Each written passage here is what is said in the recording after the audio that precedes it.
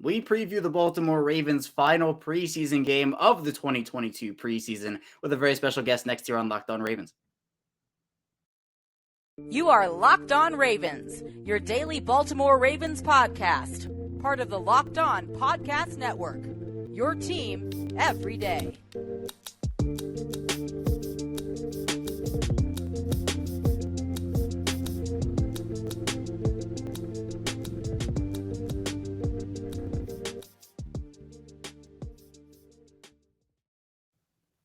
And we return here with another episode of Locked On Ravens, your daily Baltimore Ravens podcast. I'm your host, Kevin Oestreicher of Ravens Wire. We're here on the Locked On Podcast Network, your team every day. And thank you so much for making Locked On Ravens your first listen of the day. We're free and available on all platforms. That includes over on YouTube, where you might be watching in video here as we break down the Baltimore Ravens' final 2022 preseason game against the Washington Commanders.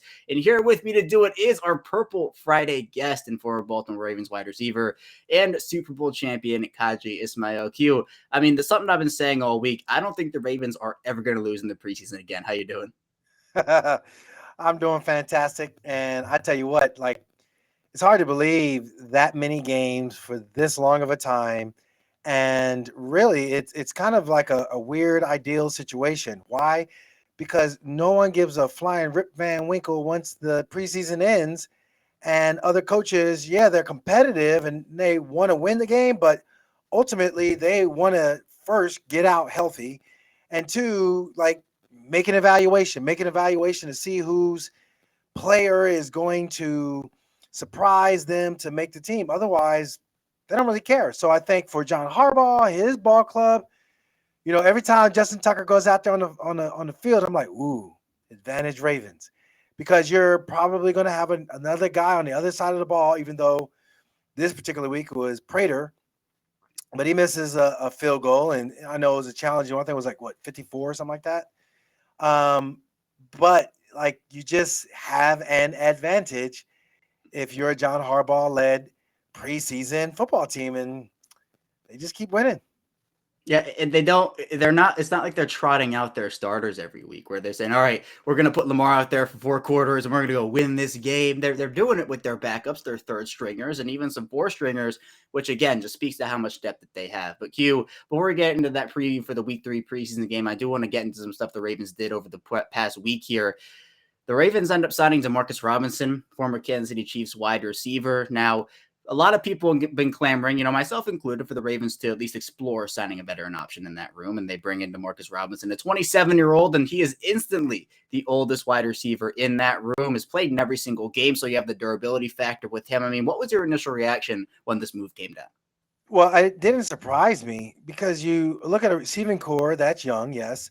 And what gives you experience when you're young? Practice. So if you're not practicing, then you're not getting better.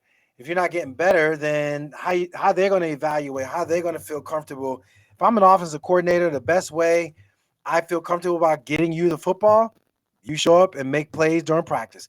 You show up, make plays during practice, then all of a sudden, it's easy for me to call your number. It's easy for me to believe in you. Now, Prochet, Wallace, I like them. Duvernay, I like them. I think, from day one, I always had an affinity for him. But there's always that but. There's always that asterisk. And I thought for once they were really getting in a groove as far as, the OTAs and continually making plays, continually growing as a group, as a unit, as individuals. And then all of a sudden the injury bug seemed to have popped up. They didn't have any issues last year. Now a lot of soft tissue issues this year. So it's disappointing. And I think, again, in this league, it's what have you done for me lately? You got a guy who's consistent, not a wow factor guy, not, a guy that's a household name, but a guy I think can really, make some strong moves and plays to help out this ball club.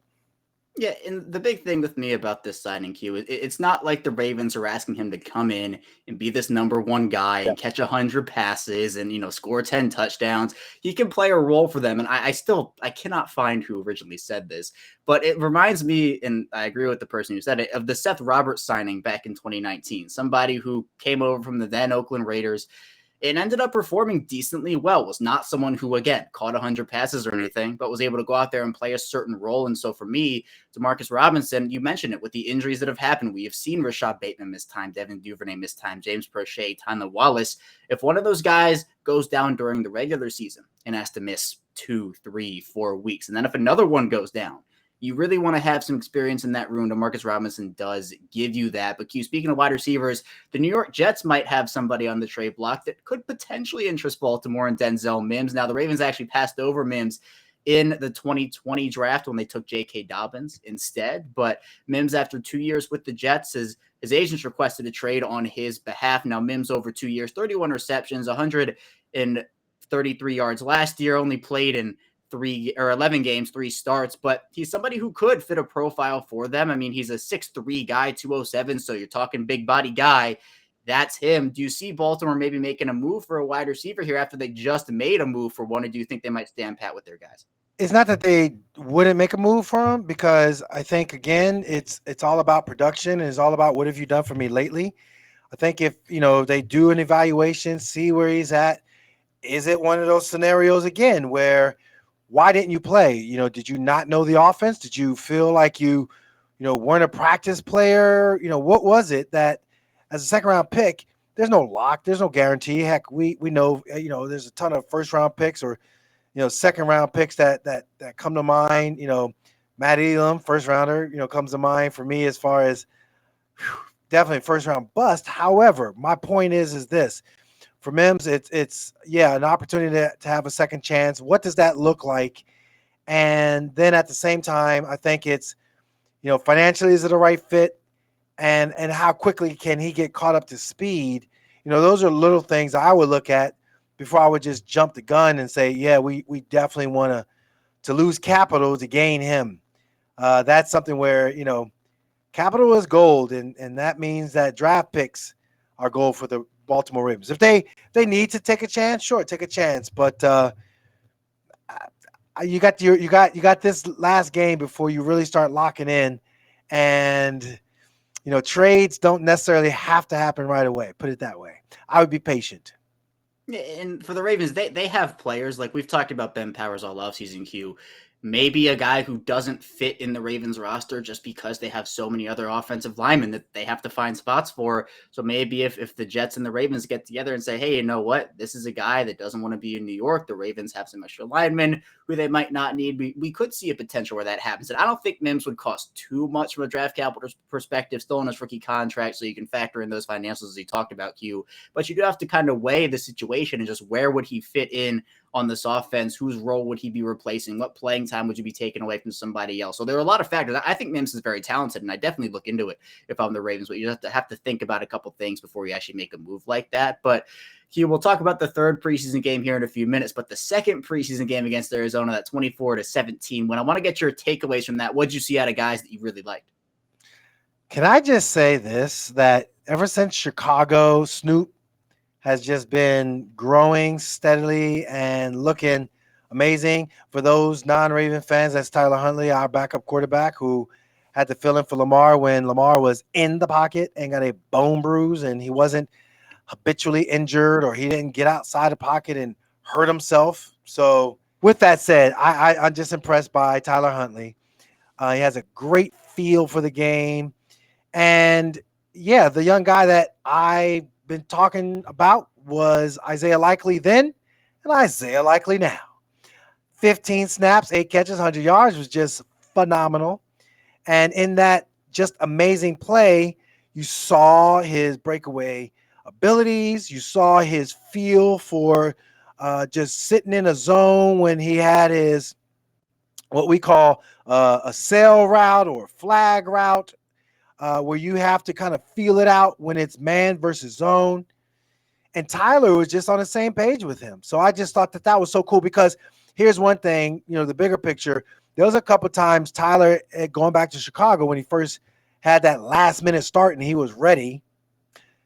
He had some anticipation throws that he had to make to both Bateman and to Mark Andrews, and both times he hesitated and he, got off of the throw. This time, the one particular throw to Isaiah just really showed just how much he's continually grown as a quarterback. And I just think overall, the game was a smooth game. I thought the special teams play was great, except for the kickoff coverage unit who, John Harbaugh's like, hey, man, we need to get good looks. They, have Justin Tucker, the GOAT. He kicks it short, and you go down and cover it. But they cleaned it up. They had some good stuff going on there. I thought Jordan Stout, like, okay, all right. He's his own man, but it helps to have, a guy the likes of Sam Cook and, gosh, his expertise as a coach. I thought defensively was good. I'm kind of like, all right, Tony Jefferson, you had you made some mistakes, special teams, and then it spilled right over onto the defensive side. So that was like back to back to back. That kind of surprised me some. I think the linebackers, look strong and solid. I think when it came to Odafe Owe, I thought he, applied some pressure. I love to have seen him be just a little bit more like, oh, he's about to get to him. But still, he was there. Did I miss anything? You hit on a lot of it, Q, and I'm telling you, Travis Jones is a player too who really I feel like he is going to be missed, but the Ravens' depth on the defensive line, I'm so impressed by it overall that it's not going to be like this huge, massive Travis Jones is your number one defensive tackle. That's it, because they have Calais Campbell, they have Brett Urban, Michael Pierce, etc. But at the end of the day, it's disappointing he's going to be out. We're not going to be able to see him in this preseason game because he was just so dominant overall. I was very impressed by Josh Ross too in that game, an inside linebacker who I know we'll talk about in a couple of minutes here, Q, but somebody who really has made his case for a roster spot. So all in all, I was very impressed with what Baltimore was able to do in that game, and I'm sure we'll be impressed with stuff they're going to be able to do in this week 3 preseason game. So coming up on the show, we're going to be diving in to that game. We'll start with the offense in the second segment, so be sure to stay tuned for that. We still have a ton to talk about here on Locked On Ravens. But first, I do want to tell you a bit about Dave. And hindsight can be 2020. You can't change the past. What if you could get a little help from your future self? Maybe you'd ask to borrow a little cash, but now you can do that with Dave. Dave is the banking app that can help you get up to $500 instantly with extra cash. That's more money to fill your tank, buy a wedding gift, or even catch up on bills.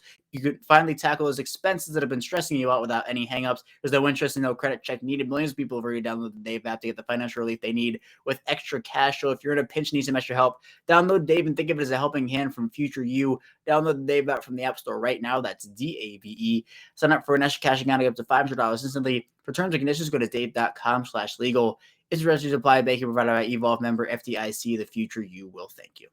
We're back here with our second segment of Locked On Ravens. Kevin Olshaker still here with Qadry Ismail, talking Ravens football, talking preseason football. We're close to the regular season. It's kind of just like, oh, let's get here already. Let's play some real football. But we still have one more week for these young guys to prove themselves. And Hugh, we talked a bit about Tyler Huntley in that first segment and what you saw from him.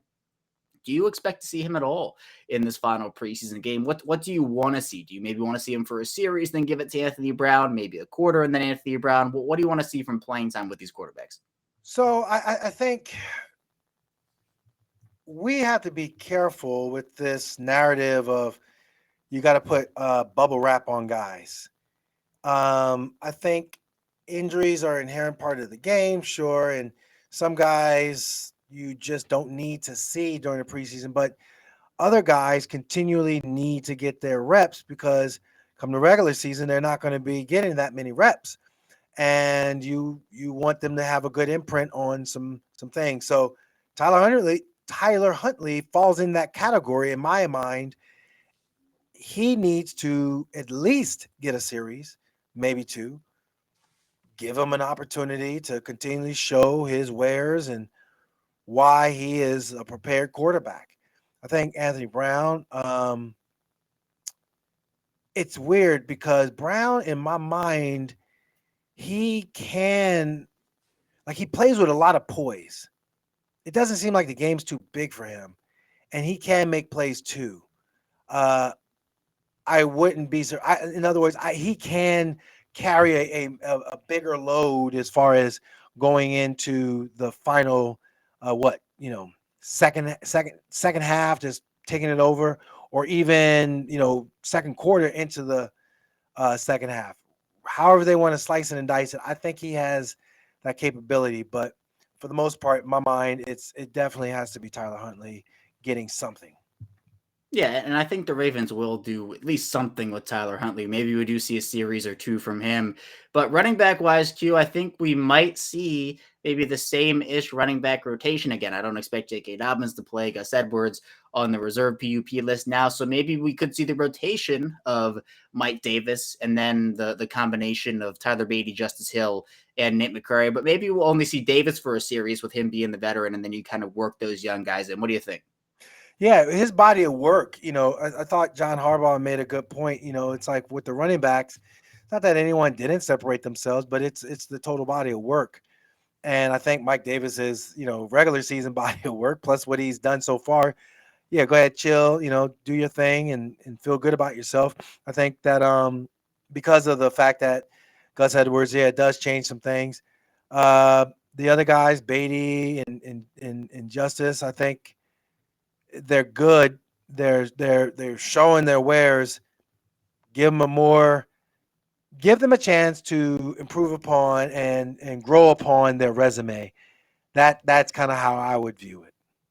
Yeah, and for guys like Tyler Beatty, I mean, I know the box score stats don't really indicate he's had a great preseason. I think he's had a pretty decent one, though. The first game I know was a little rough for him, just kind of getting his bearings and everything. But the second game, he had the most carries on the team, and average, I think it was like 2.8, 2.6 yards per carry. But that does not tell the whole story. He looked a lot more confident, a lot more shifty. He caught a touchdown, too. It wasn't just as a runner. He caught a touchdown out of the backfield. So I'm excited to see, and it feels like, again, that 4 running back start to the year, which seems like it will probably be at this point. J.K. Dobbins, Mike Davis, Tyler Beatty, and Justice Hill is probably what you're going to get on the roster on the final 53 man. So I definitely want to see what those other guys have. But Q, let's group in wide receivers and tight ends together. Now, I know people have been talking about Isaiah Likely. Oh, is he going to play some wide receiver? Where is he going to line up and everything? But the Demarcus Robinson signing in particular, Q, is interesting because his contract is mostly guaranteed here, about $895,000 out of $1.035 million. That would tell you, at least you would think,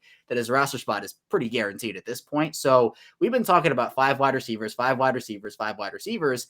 If you're assuming that the 5 wideouts are going to be Bateman, Prochet, Duvernay, Wallace, and Robinson, where in your mind does that leave guys like Shamar Bridges, Mekhi Polk, and even a Riley Webb? Basically, you're going to be on the practice squad. They came up solid, strong. Shamar still maybe have a chance to kind of do some more things, but it's already a young group. And so I think for John Harbaugh, he doesn't want the lights to be too bright for this young group. He needs that veteran savvy, K. Robinson. He needs, basically the tight ends to do their job and feel good. Kohler, get back healthy. Mark Andrews, be ready to have another Pro Bowl year.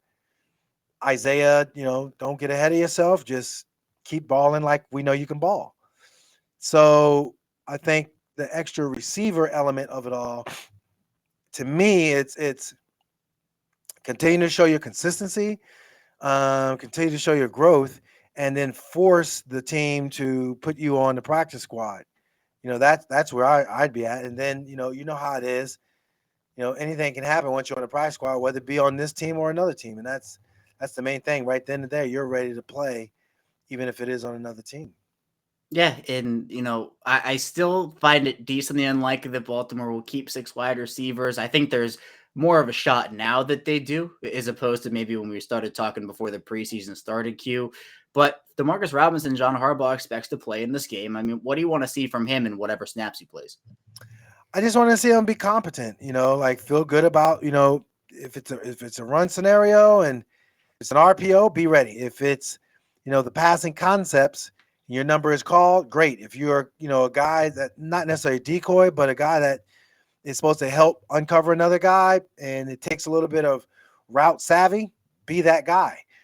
Be the guy that is supposed to um, wow the coaches and say he handled it well on the mental side of things. And we know he's gonna, there's a learning curve still, but where he's at, we like it. We're pleased. I think physically, special teams has to come into play as well. Special teams, in my mind, is where he has to show up. There's a lot that goes into the special teams aspect if you're playing for the Baltimore Ravens. I mean, it is an aspect that they value so, and for good reason. They value it so much for a good reason. And I think when you're talking about just how you can make the Ravens, part of it is being good on special teams. I mean, it has made roster spots for people before, just your performance on that aspect of the field. But Q, you talked about Isaiah Likely, the whole bubble wrap scenario. What's your ideal length of playing time? Is it around a half, or where are you on that? Well, if he only played 15 snaps, when the ones are in there, he's in there. When the ones are out, get him out. Period. I mean, that's a simple one right there. I think he's well on his way to doing what he needs to do. And again, like I said, as long as he stays focused, and I know he will, I think he's kind of wired like that. He's a good, just smart, I want to get better football player. And he knows that his role can expand. I think it's so funny, the national narrative is, oh my God, wow, this was phenomenal. Meanwhile, here on our show, we've been talking about him and bully ball and what the tight ends can do, like going back to the draft when Kohler and Likely were drafted, and what we thought could potentially be a return to bully ball and not necessarily be stressing about a number 2 receiver, because the tight end position has, guys that are number 1s and number 2s, and they can still create mismatches because they also have a number 3 in Boyle. And all you need is just line up and have at it. Bully ball is back. We're talking about bully ball. You got to talk about the offensive line too, Q. We've talked about this left guard competition. It's coming down to the wire here. We're almost done. The Ravens have to name a starter eventually before the regular season. Who's ahead for you right now? Did anything change from that second preseason game? What do you want to see heading into this one? Yeah, I mean, I think Falele, he hurt his leg. I can see he got ran into. Be curious about that. Juwan James, I guess, kind of good, some not so good. Why are we just not like jumping all up and down for Ben Cleveland? And I think it's great that Linderbaum is back out there on the practice field. I think that's just tremendous, and I think it's one of those scenarios where, if we're being truthful about it, we want to see him. We want to see what he can do. I think it's smart. I think it's important to if he can go, let him go. Let him get some reps and get his body right, get his mind right. Yeah, you never blame people for injuries, but I'm very happy that Linderbaum is out there and will get reps. I mean, he's lost some valuable ones in these first 2 games. Hopefully he'll be able to play in this third game and do some things. And yeah, that left guard competition seemingly coming down to the wire between Ben Cleveland, Tyree Phillips, Ben Powers in there as well a little bit, but he's been playing all over the line. He's been getting center snaps and everything. So showing off that versatility as well. But we'll head into our final break here. Coming up, we'll dive into the defensive preview for this Ravens Week 3 preseason matchup against the Commanders. So be sure to stay tuned. Still have a ton to talk about and dive into here on the show. But first, I do want to tell you a bit about BetOnline. And BetOnline is the fastest and easiest way to check out on all your betting needs. You can find all your favorite sports and events at the #1 online source for odds, lines, and games. You can find new reviews and news of every league, including Major League Baseball, NFL, NBA, NHL, combat sports, esports, and even golf. BetOnline continues to be the top online resource for all your sports wagering information, from live game betting, scores, and podcasts. They have you covered. So head to BetOnline today. Use the mobile device to learn more about the action happening today. BetOnline, where the game starts. We're back here with our final segment of Locked On Ravens. Kevin Ostreicher still here with Qadry Ismail and Q. There's a lot to talk about on the defensive side of the ball. Obviously, unfortunately, no Travis Jones with that defensive line, but we've seen flashes from guys like Aaron Crawford, Isaiah Mack, guys who honestly probably deserve to be on the 53-man roster, but might not get there because of how deep they are. Broderick Washington also factored into that equation, someone who I think his roster spot's pretty secure at this point. But what do you want to see from the young guys on this defensive line? Man, they just got to continue to work on their craft. Opening day, everyone's fresh and they're ready to go, but it's the starters. It's the starters that played in scenarios last year. There's going to be some, not all, but there's going to be some starters from last year's primetime game that beat the Baltimore Ravens. Like the Miami Dolphins are good, going to be a good ball club. They came off last year really well. Obviously, their new head coach, it's going to be a learning curve offensively from the way in which things happen.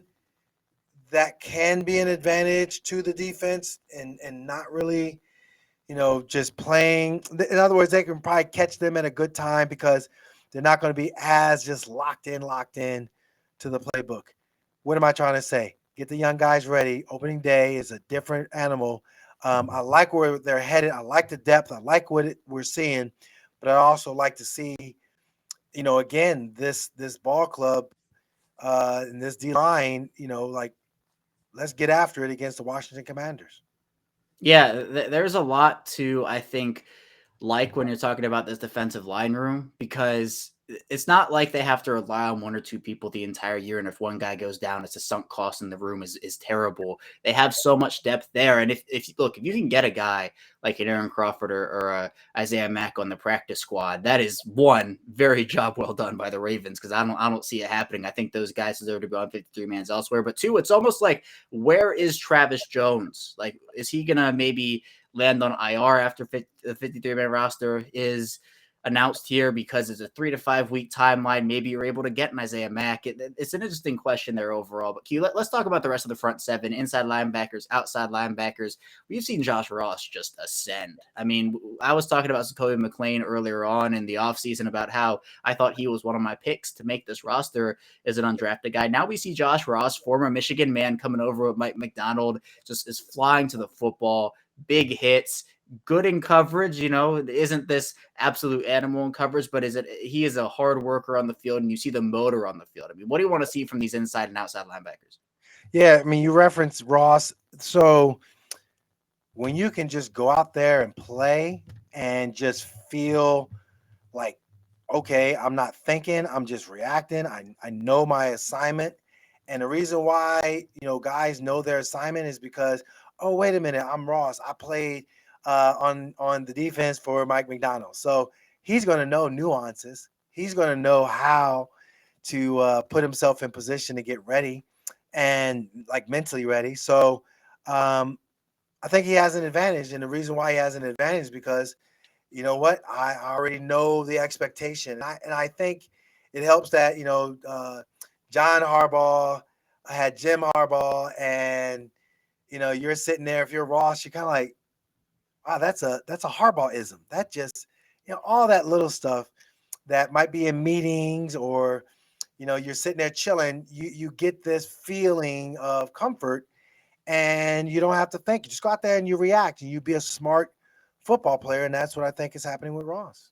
Yeah, and you can see it. And I think for the Ravens, they're probably, well, I shouldn't say probably, I think they're going to keep 4 inside linebackers on this roster. And I think right now Ross is absolutely the front runner for that final spot behind Josh Bynes, Blake Harrison, and Patrick Queen. I mean, he's performed so well, and people might say, what about the special teams contributions of Christian Welch and what he's been able to do?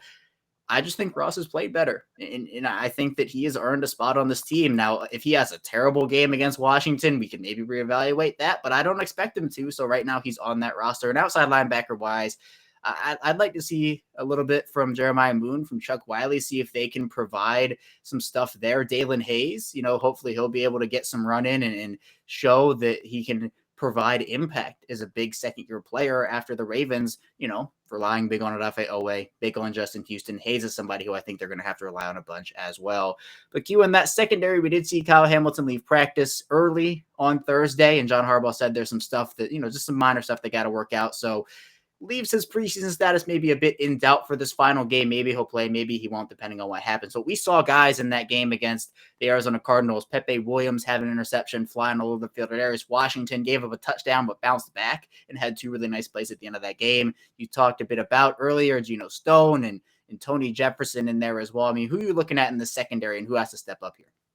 Well, again, I think a comeback game has to be Tony Jefferson. I think, his play was not Tony Jefferson like that we were accustomed to seeing. I think also Stone, Geno, some pretty good stuff that he did. Nothing, outstanding, like wow, but he was around the ball an awful lot. He was in his assignments when it came to special teams, and you just saw his number flash an awful lot. So that's a good sign. I think Kyle Hamilton, it's so interesting how many snaps he played. And that to me tells me that they need to get him up to snuff as far as like getting ready to play and, seeing what they can actually do with him. If he's an in the box safety or is he a cover guy? How deep is he going to be? There's a lot of little games within the game when it comes to how I think they're going to be utilizing him in general. But, I just think the secondary is so full of potential. It's let's get to opening day is kind of where I'm at. Let's see how really they can hold it down. Chuck Clark, he's Chuck Clark, and I think Chuck Clark will go ahead into the phone booth and turn into Superman and go out there and be Super Clark and ball out. I think it's a matter of Marcus Williams just feeling at home, and I think he does. I think the what's the word? Culture is a good thing for this group, and of course, you're talking about two outside guys, and Marlon and Marcus. Marcus Peters seemed to be kind of trending upward as far as coming back and not really having a setback. So, what is it? Knock on wood, man. I'm cautiously and anxiously optimistic to see how it all turns out. Yeah, I know. We're kind of like reaching into the regular season here. We're like, come on, we're so close. Like, just give us the regular season. But it's hopefully another great preseason week here for the Ravens in week 3. And again, I mean, we can't end this off without talking about special teams and Jordan Stout. I mean, he's been phenomenal over these first couple preseason games. Are you expecting some more inside the 5 punts from him? We better. I mean, that's the standard, and the standard was, set by the GOAT himself and Sam Cook. I just think it's really cool how they're utilizing him. I think it's cool how he's embraced it, and I think it's cool that he recognizes he's not done, and so he's not being complacent and settling. Yeah, and I know that we might see 1 or 2 rookie mistakes here and there. We might not get the consistency, the sheer consistency we saw from Sam Cook, but we have gotten pretty close already with Jordan Stout and what he can show in the preseason. So hopefully over the course of the regular season here in his rookie year, he'll be able to contribute there. But Q, 23 straight, are the Ravens going to do it? I mean, I don't see why not, unless, the Commanders game plan enough and talk about it enough. But I just don't think coaches really care. I think it's about the evaluation. I think, winning matters. But at the end of the day, like, we're geeked about it because it's 23 straight, and that's about it. But I think they'll get to 23 straight. Yeah, it'll be their Jordan win, their Michael Jordan win there at 23. So if they get that, again, since 2015, they have not lost a preseason game here. But Q, I appreciate you hopping on. Thank you so much for coming on here with me, talking Ravens football. And hey, when we talk next week, we will have the final roster. It will be set, 53 men, and we'll be able to talk about that next week. Looking forward to it, Kevin. And I just think, again, when it comes down to it, Devontae Freeman, he must be really happy when he's looking at the way in which Isaiah Likely was playing, and hopefully will continue on playing. I wasn't going to say anything this week, but, we might see him by week 14, maybe as a depth option, improved over the course of that year. So hopefully he'll find a home. Maybe it'll be in Baltimore if some injuries hit the running back position. Obviously, hopefully no injuries do, but maybe as a practice squad veteran guy. But we'll see at the end of the day. But Q, thank you so much. I appreciate you as always. That's all I have for you here today on Locked On Ravens. Thank you so much for tuning in. When we get back here on Monday, we'll be diving into the Ravens' final preseason game against Washington Commanders, recapping everything that happened. So be sure to stay tuned for that, and I will see you here on Monday.